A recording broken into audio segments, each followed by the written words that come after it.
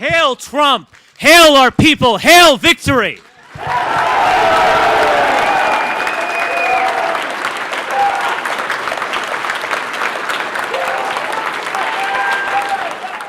The alt-right, a term whose name is commonly attributed to a man named Richard Spencer, a somewhat recent and upcoming movement. Its community consists of white supremacists, neo-Nazis, neo-fascists, and anti-Semites. Their purpose? To promote white identity politics by focusing mainly on opposing immigration and multiculturalism.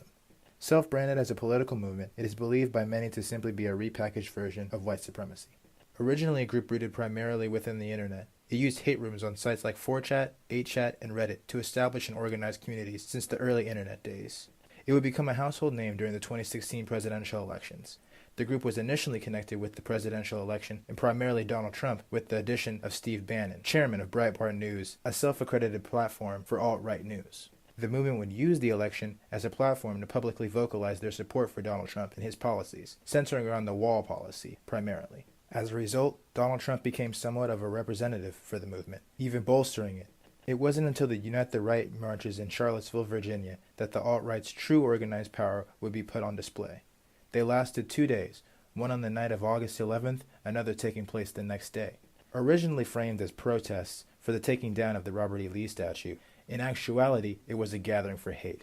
Composed of white nationalists, neo-Nazis, and militiamen, the protests would eventually be met with counter-protesters from the left. Ultimately, the marches would turn fatal.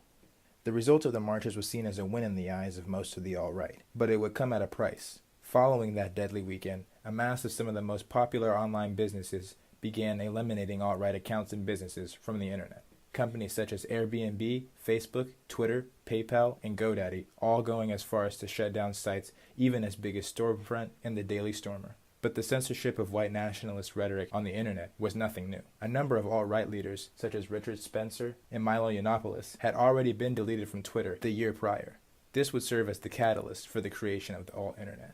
Its goal? To form an entire internet infrastructure completely separate from, yet modeled after that of the mainstream media, containing its own servers, web domains, social networks, everything. Advertised to serve as a place to practice free speech, the reality is that it serves as a safe place for white nationalists. So far, the project has been steadily progressing and has even introduced multiple platforms like Gab, WebSearcher, and Patreon. The isolation of the alt-right might be seen as a positive in the eyes of most Americans. But could it be possible that this isolation could allow for the alt-right to intensify and for its ideologies to even become more normal?